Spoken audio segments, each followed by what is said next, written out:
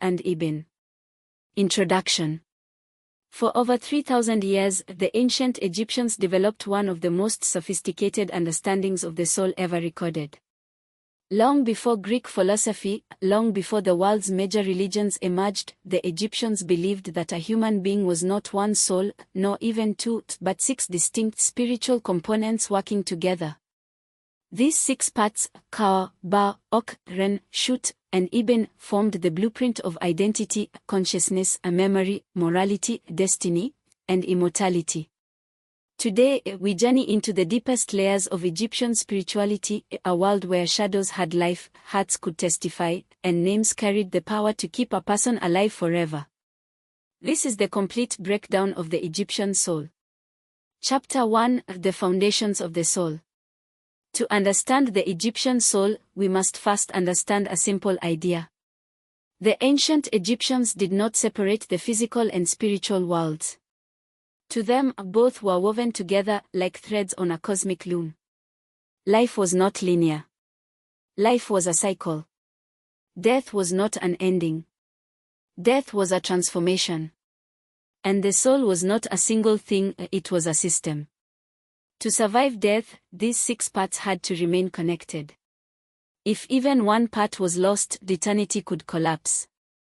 This belief shaped their funerals, their rituals, their magic, and ultimately, the Book of the Dead.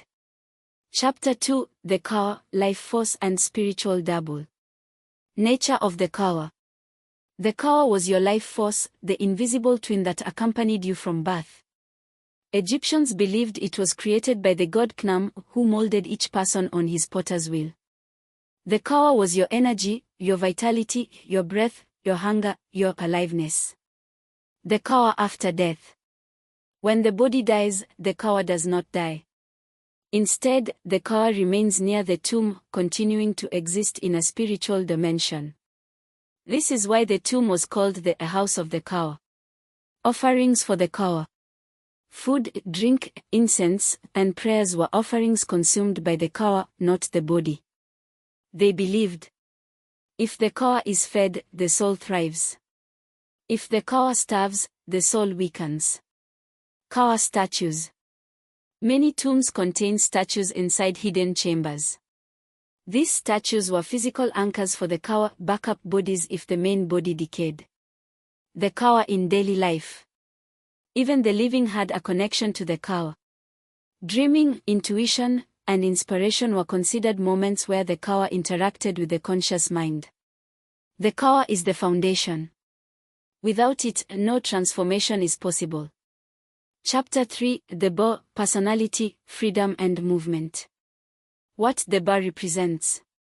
The Ba was your personality, your individuality, the part of you that could laugh, love, think, and dream.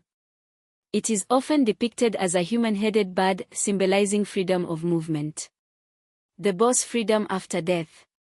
Unlike the Ka, which remained near the tomb, the Ba could travel anywhere. Between tomb and living world. Across Egypt. Into the Duat. Even appearing in dreams of loved ones.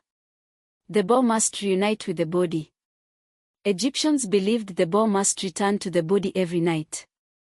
If it failed, the deceased would lose their identity. This is why spells existed to help the Ba recognize the body and return safely. Emotional nature of the Ba. The Ba is the most human part of the soul. It feels joy, fear, longing, grief, anger, and love. Many funerary texts contain the Ba speaking directly, pleading, explaining, or even comforting the deceased. The Ba as a messenger. Pharaohs often sent their Ba to consult gods or protect the kingdom. The Ba is the traveler. The bridge between the physical and spiritual worlds. Chapter 4: The Akh, the glorified, transformed spirit. The final form. The Akh is the ultimate spiritual form, a perfected, radiant being that has successfully passed judgment. It is often depicted as a shining, blessed spirit, sometimes represented by a crested ibis. How a person becomes an Akh. Becoming an Akh required proper burial, successful rituals, correct spells, A pure conscience. Passing the weighing of the heart. Powers of the oak.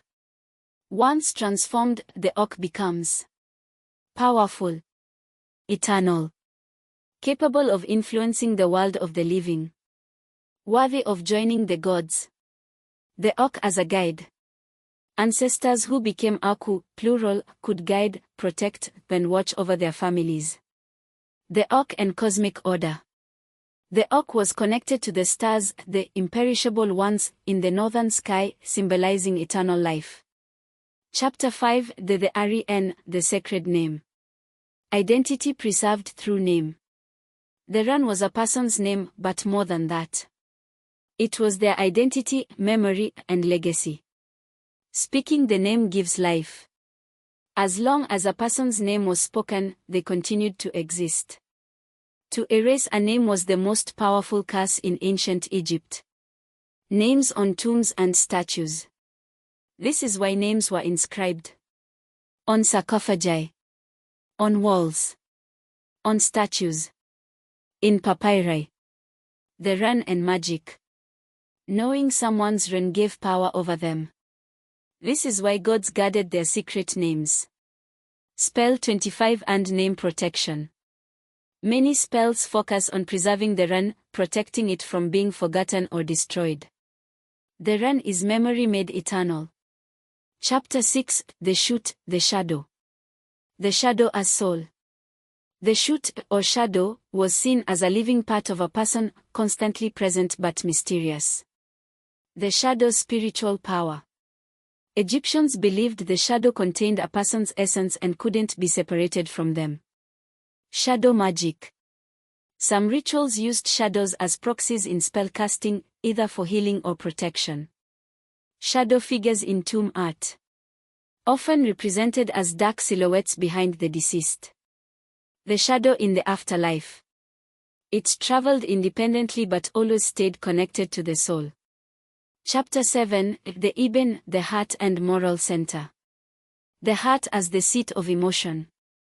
The Ibn was the heart, not just the physical organ, but the seat of morality, memory, thought, intention, desire, decision-making. The heart remembers everything. Egyptians believed the heart recorded all of a person's actions.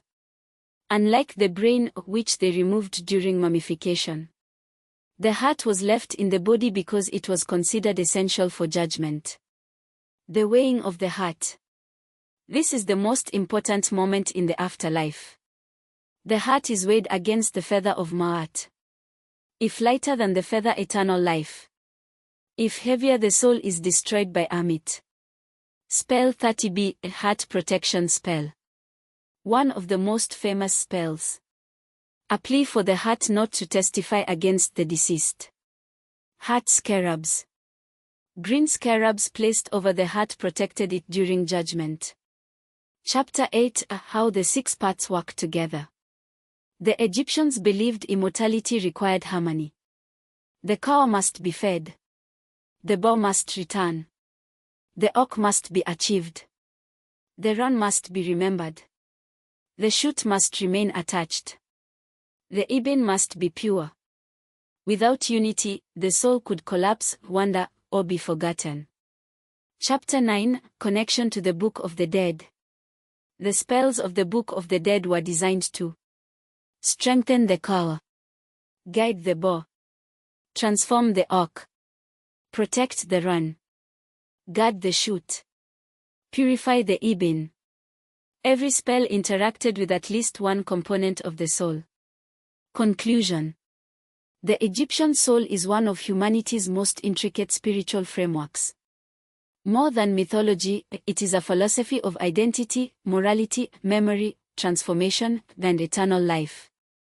In understanding the soul, the Egyptians hoped to understand eternity. And in studying their wisdom, we glimpse what humanity has always sought. The meaning of the self, and the destiny of the spirit. This is Elm and Elf, exploring the unexplained, the cultural, and the keys to success. Don't forget to subscribe and hit that bell. See you in the next one.